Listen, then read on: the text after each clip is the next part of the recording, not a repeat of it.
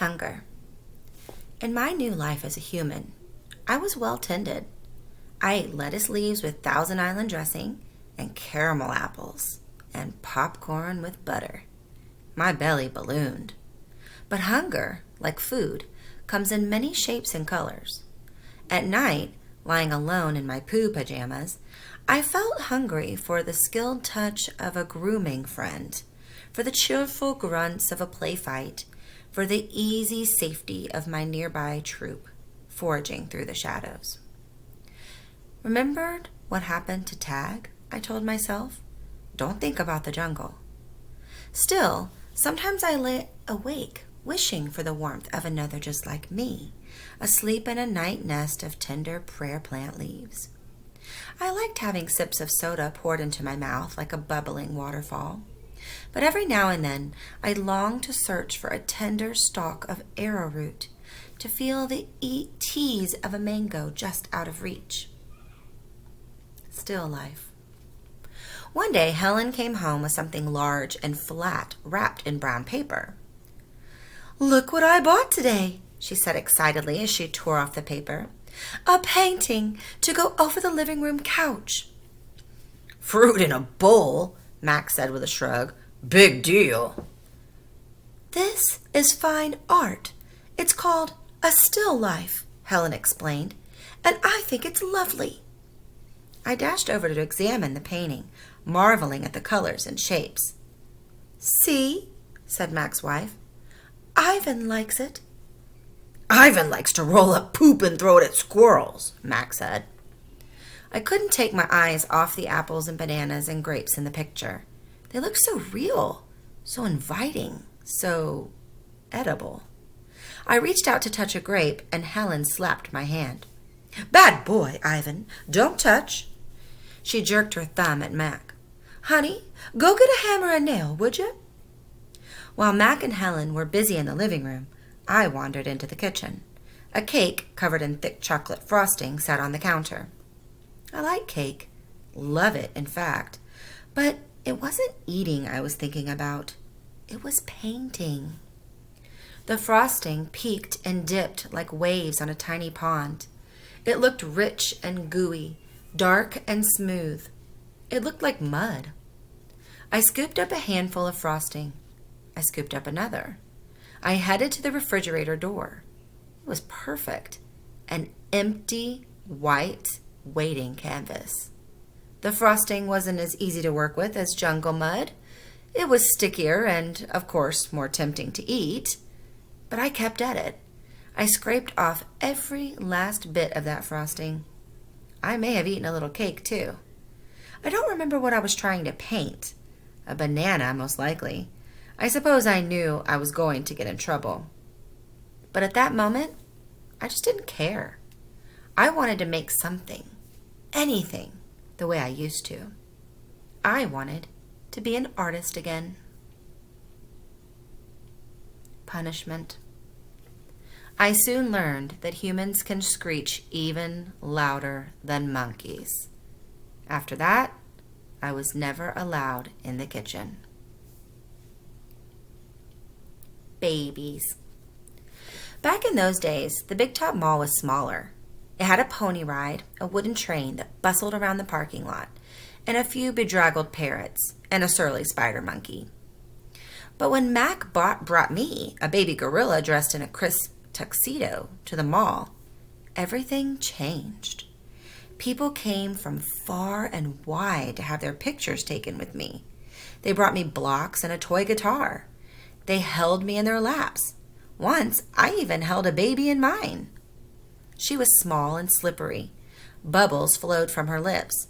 She squeezed my fingers. Her rear was puffy with padding. Her legs bowed like bent twigs. I made a face. She made a face. I grunted. She grunted. I was so afraid she would fall that I squeezed her tightly, and her mother yanked her away. I wonder if my mother ever worried about dropping us. We always held on, but that's easier to do when your mother is furry. Human babies are an ugly lot, but their eyes are like our babies' eyes, too big for their faces and for the world. Beds. One day, after many weeks of loud talking, Helen packed a bag and slammed the front door and never came back. I don't know why. I never know the why of humans. That night, I slept with Mac in his bed. My old nests were woven of leaves and sticks shaped like a bathtub, cool green cocoons. Mac's bed, like mine, was flat, hot, without sticks or stars. Still, he made a sleeping sound like the rumble my father used to make when all was well, a sound from deep inside his belly. My place. Mac grew sullen. I grew bigger. I became what I was meant to be. Too large for chairs, too strong for hugs, too big for human life. I tried to stay calm, to move with dignity. I did my best to eat daintily, but humans are hard to learn, especially when you're not a human. When I saw my new domain, I was thrilled, and who wouldn't have been? It had no furniture to break, no glasses to smash, no toilets to drop Mac's keys into. It even had a tire swing. I was relieved to have my own place. Somehow, I didn't realize I'd be here quite so long. Now, I drink Pepsi, eat old apples, and watch reruns on TV. But many days, I forget what I'm supposed to be. Am I human? Am I gorilla? Humans have so many words, more than they truly need. Still, they have no name for what I am. 9,876 days. Ruby is finally asleep. I watch her chest rise and fall. Bob, too, is snoring. But my mind is still racing. For perhaps the first time ever, I've been remembering. It's an odd story to remember, I have to admit. My story has a strange shape, a stunted beginning, an endless middle. I count all the days I've lived with humans. Gorillas count as well as anyone, although it's not a particularly useful skill to have in the wild. I've forgotten so many things, and yet I always know precisely how many days I've been in my domain. I take one of the magic markers Julia gave me. I make an X, a small one, on my painted jungle wall. I make more X's, and more. I make an X for every day of my life with humans. My marks look like this. The rest of the night, I mark the days, and when I am done, my wall looks like this.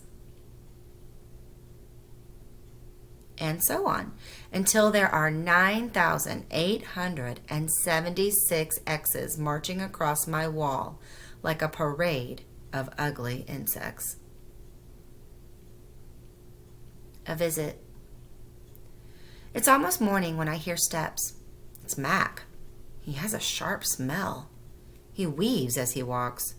He stands next to my domain. His eyes are red, and he's staring out the window of the empty parking lot. "Ivan, my man," he mumbles. "Ivan." He presses his forehead against the glass. "We've been through a lot, you and me." A new beginning. We don't see Mac for 2 days. When he returns, he doesn't talk about Stella. Mac says he is anxious to teach Ruby some tricks. He says the billboard is bringing in more visitors. He says it's time for a new beginning. All afternoon and into the evening, Mac works with Ruby. Ruby's feet are looped with rope so that she cannot run. A heavy chain hangs off her neck. Mac shows her Stella's ball, her pedestal, her stool. He introduces her to Snickers. When Ruby obeys Mac, he gives her a cube of sugar or a bit of dried apple. When she doesn't, he yells and kicks at the sawdust.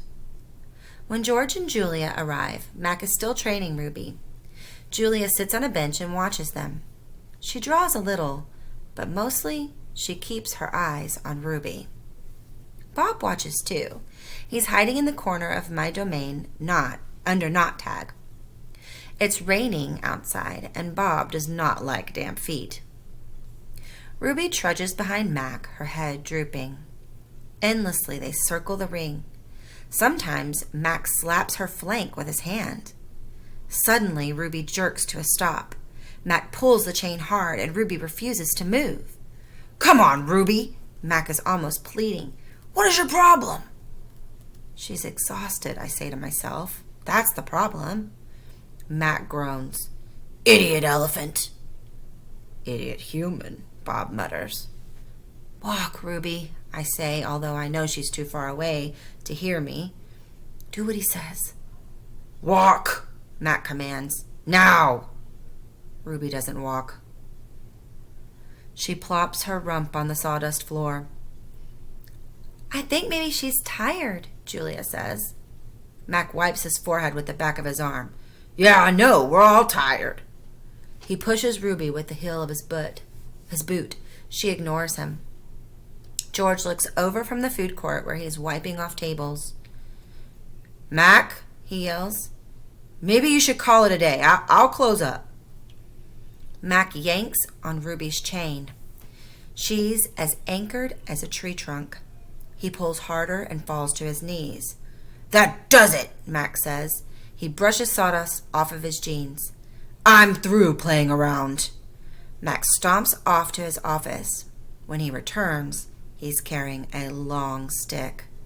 The gleaming hook on its end is almost beautiful, like a sliver of moon. It's a claw stick. Mac pokes Ruby with a sharp point. Not hard, just a touch. I can tell he wants her to see how much it can hurt. I growl low in my throat. Ruby doesn't budge. She is a gray, unmoving boulder. She closes her eyes, and for a moment I wonder if she might have fallen asleep. "I'm warning you," Mac says. He breathes out. He stares at the ceiling. Ruby makes a huffing sound. "Fine," Mac says. "You want to play it that way?" He draws back the claw stick. "No!" Julia cries. "I'm not going to hurt her," Mac says. "I just want to get her attention." Bob snarls. Mac swings. The hook slices the air just a few inches above Ruby's head. "See why you don't want to mess with me?" Mac says. He draws back the claw stick again. "Now move!" Ruby jerks her head, flinging her trunk toward Mac. She makes a noise that sends the sawdust scattering. It makes my glass shiver. It is the most beautiful mad I have ever heard. Ruby's trunk slaps into Mac. I don't see exactly where she strikes him. Somewhere below his stomach, I think, and I know he must be uncomfortable because Mac drops the claw stick and falls down on the ground and curls into a ball and howls like a baby. "Direct hit," Bob says. Poor Mac. We're going to stop right here.